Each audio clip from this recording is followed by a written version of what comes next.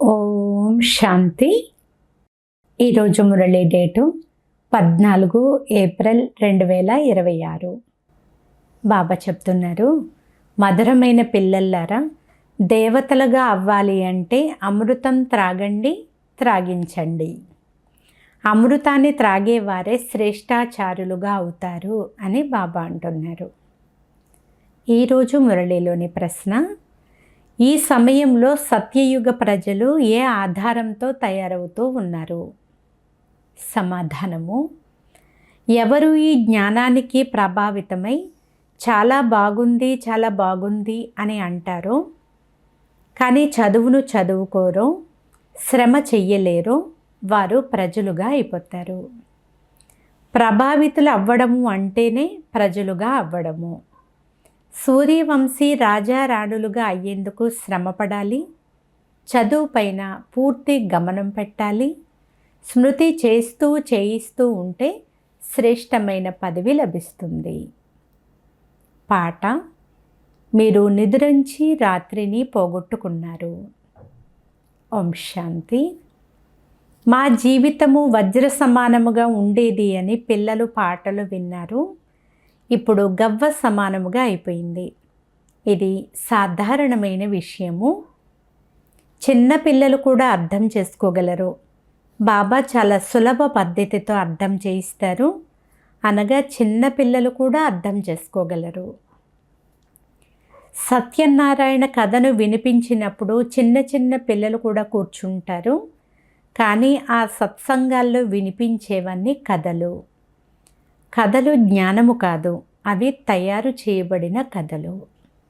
గీతా కథ, రామాయణ కథ, భిన్న శాస్త్రాలు ఉన్నాయి. కూర్చుని వాటి కథలను వినిపిస్తూ ఉంటారు. అవన్నీ కథలు. కథల ద్వారా ఏమైనా లాభం చేకూరుతుందా? ఇది సత్యనారాయణ్ణి లేక నరుడి నుండి నారాయణుడిగా తయారు చేసే సత్యమైన కథ. ఇది వినడం ద్వారా మీరు నరుడి నుండి నారాయణుడిగా అవుతారు. ఇది అమర కథ అని బాబా అంటున్నారు. వచ్చి మా వద్ద అమర కథను వింటే మీరు అమరలోకానికి వెళ్ళిపోతారని మీరు ఆహ్వానిస్తారు. అయినా సరే ఎవ్వరూ అర్థం చేసుకోరు. శాస్త్రాల కథలను వింటూ ఉంటారు, కానీ ఏమీ లభించదు. దర్శనం చేసుకుని వస్తామని లక్ష్మీనారాయణల మందిరాలకు, మహాత్ముల దర్శనం కావించుకొని వస్తామని వెళ్తూ ఉంటారు. ఇది కొనసాగుతూ వస్తున్న ఒక ఆచారము. ఋషులు, మునులు మొదలైన వారు ఎవరైతే ఒకప్పుడు ఉండి వెళ్ళారో వారికి తల వంచి నమస్కరిస్తూ వచ్చారు.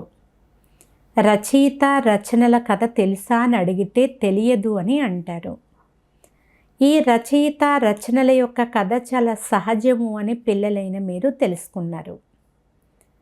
తండ్రి మరియు వారసత్వము. భలే ప్రదర్శనలో వచ్చేవారు కథను వింటారు, కానీ పవిత్రంగా అవ్వలేరు.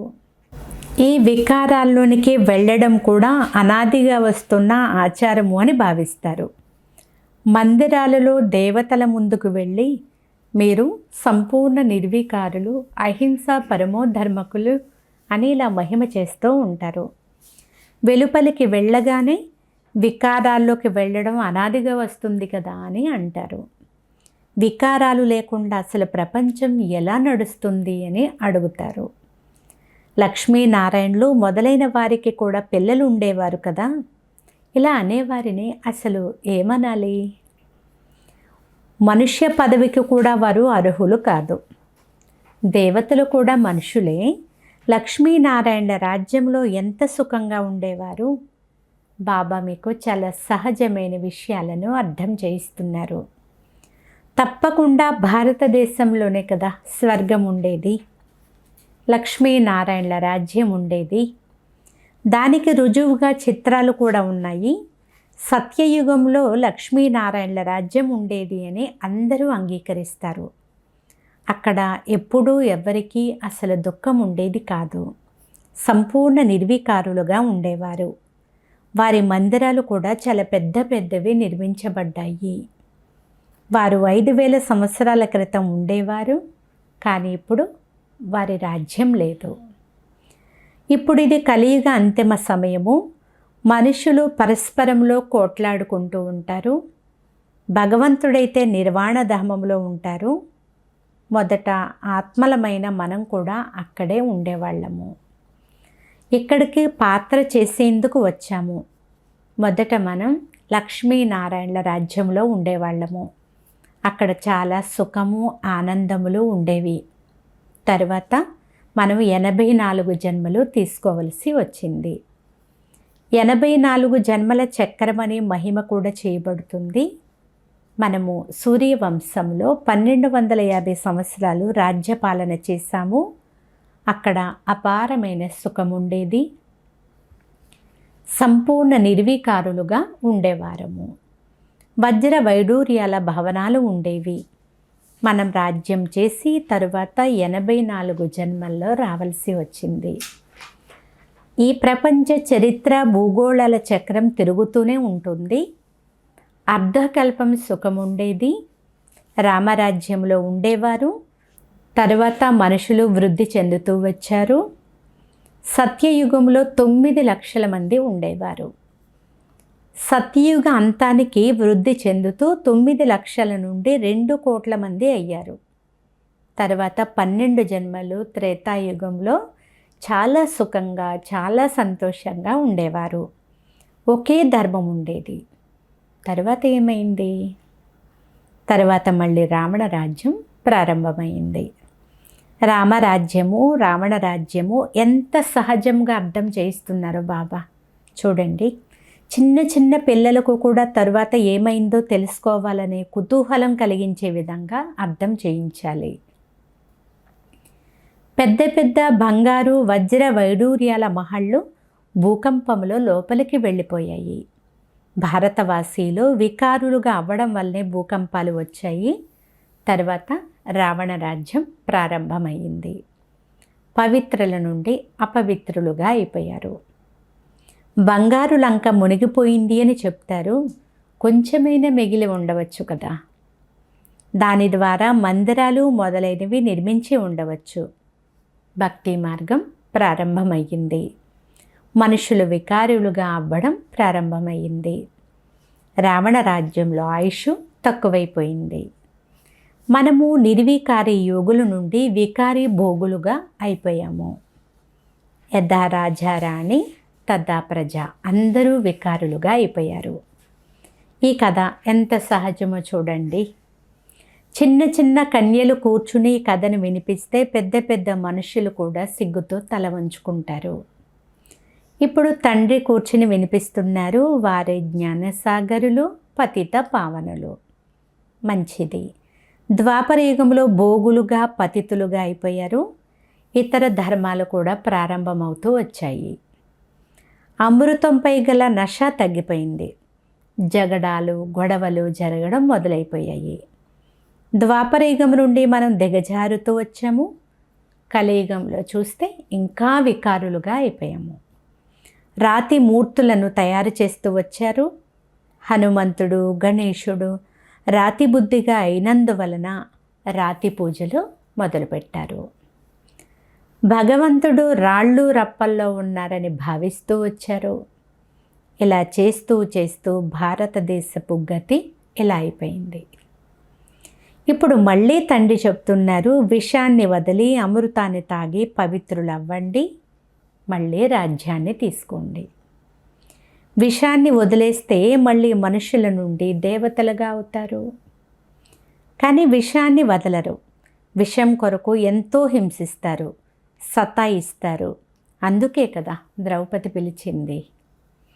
అమృతం త్రాగకుండా దేవతలుగా అయ్యేందుకు వీల్లేదని మీరు అర్థం చేసుకున్నారు. సత్యయుగంలో అయితే రావణుడు ఉండడు. తండ్రి చెప్తున్నారు, శ్రేష్టాచారులుగా అవ్వనంత వరకు స్వర్గంలోకి రాలేరు. ఒకప్పుడు శ్రేష్టాచారులుగా ఉన్నవారే తిరిగి భ్రష్టాచారులుగా అయిపోయారు. ఇప్పుడు మళ్ళీ అమృతాన్ని త్రాగి శ్రేష్టాచారులుగా అవ్వాలి. తండ్రి చెప్తున్నారు, నన్నొక్కరినే స్మృతి చేయండి. గీతను మర్చిపోయారా?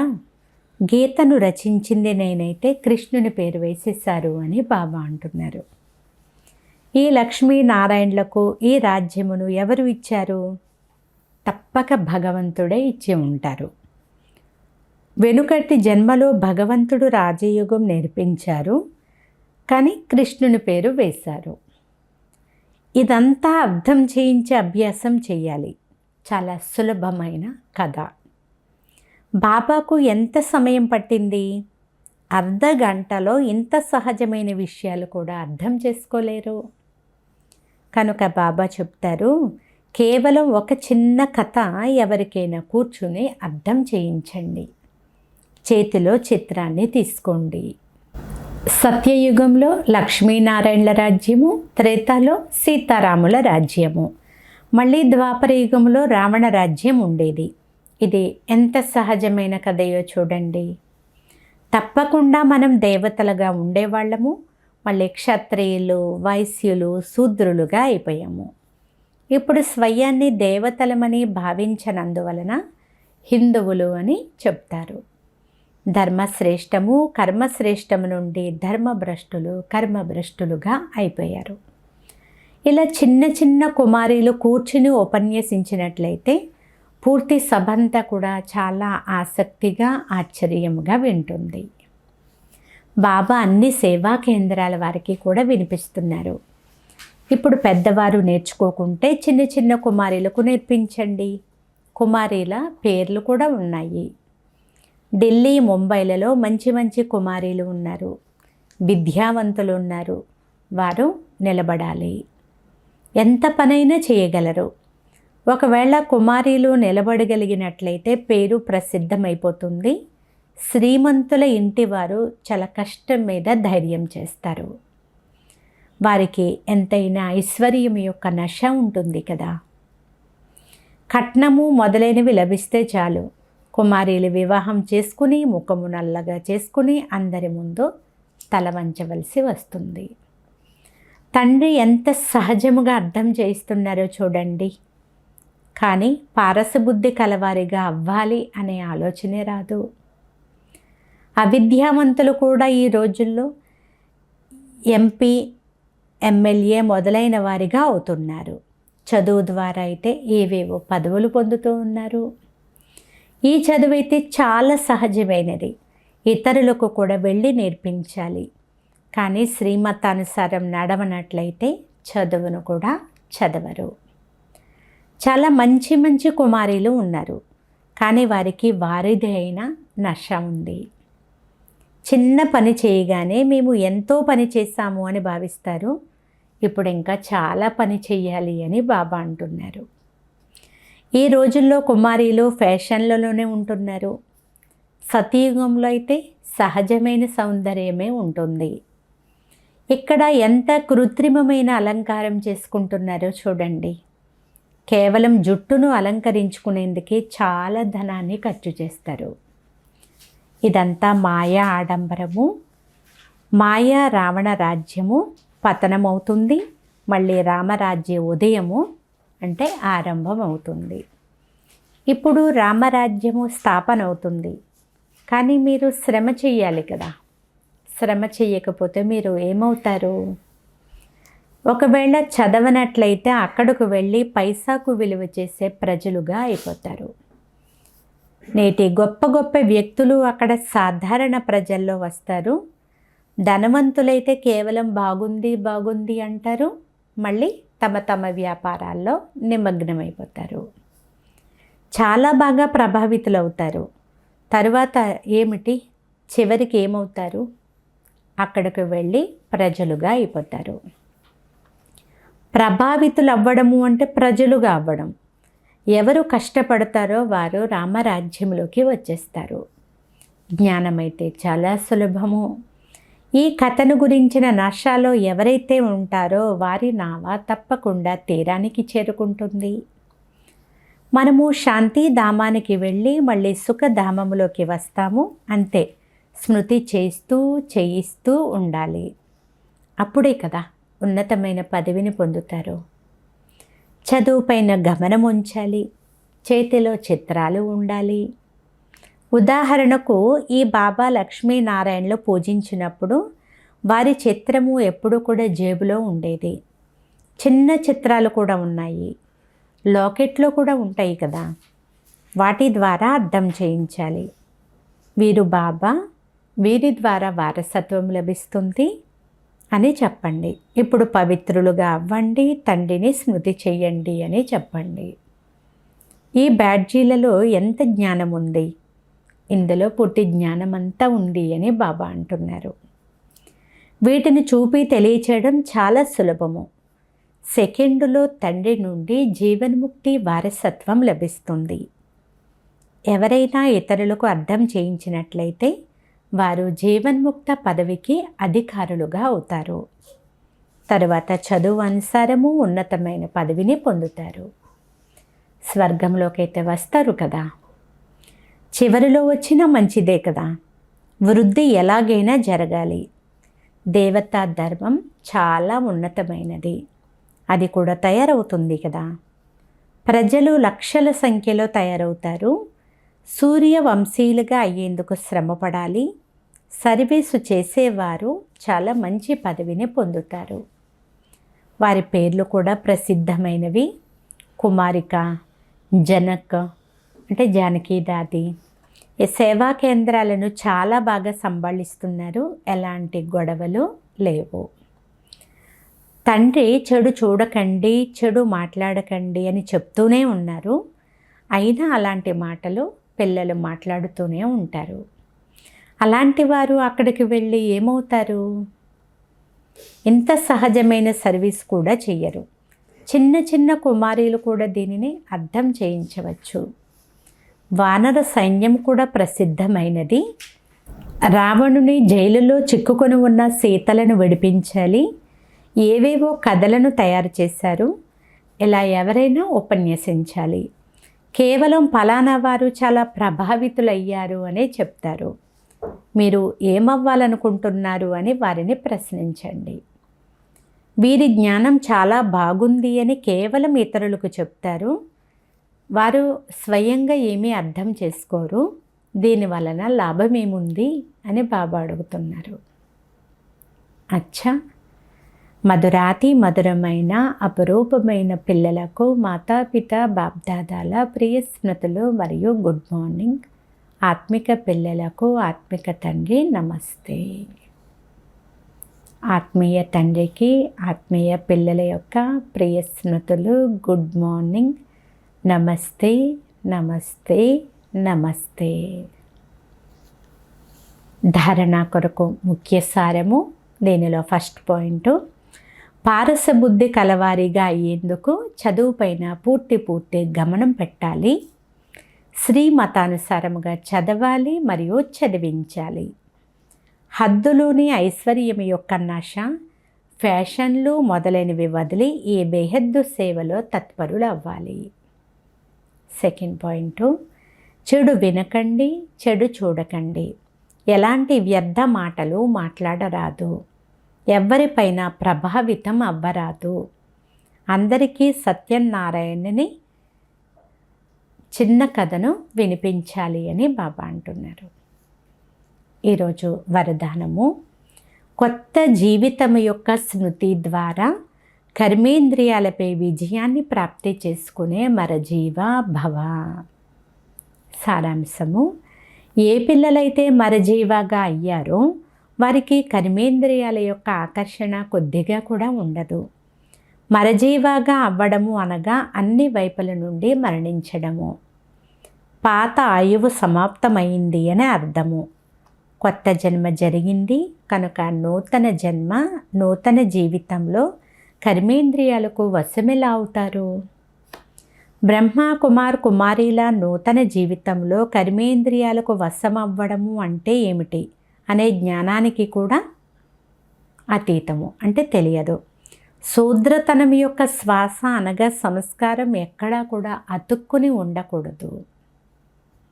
స్లోగన్, అమృత వేళ మనసులో పరమాత్మ స్నేహాన్ని నింపుకుంటే వేరే ఏ స్నేహము కూడా ఆకర్షించలేదు. అవ్యక్త ప్రేరణ, మహాన్గా అయ్యేందుకు మధురత మరియు నమ్రత గుణాలను ధారణ చేయండి. సంఘటనలో సఫలతను ప్రాప్తి చేసుకునేందుకు సదా నమ్రచిత్తం యొక్క ఆసనం పైన విరాజమానమై ఉండండి. ఈ సింహాసనంపై కూర్చుని బాధ్యతా కిరీటాన్ని ధరించి భవిష్య పదవిని తయారు చేసుకోండి. సింహాసనము నుండి ఎప్పుడూ కూడా క్రిందకు దిగకండి. దానిపై కూర్చుని పనిచేస్తే సఫలత లభిస్తూ ఉంటుంది. అందుకు ముందు మీరు అనే పాఠం పక్కాగా ఉండాలి. దీని ద్వారా మీ సంస్కారము అందరితోనూ సహజంగానే కలిసిపోతుంది. అచ్చా, ఓం శాంతి.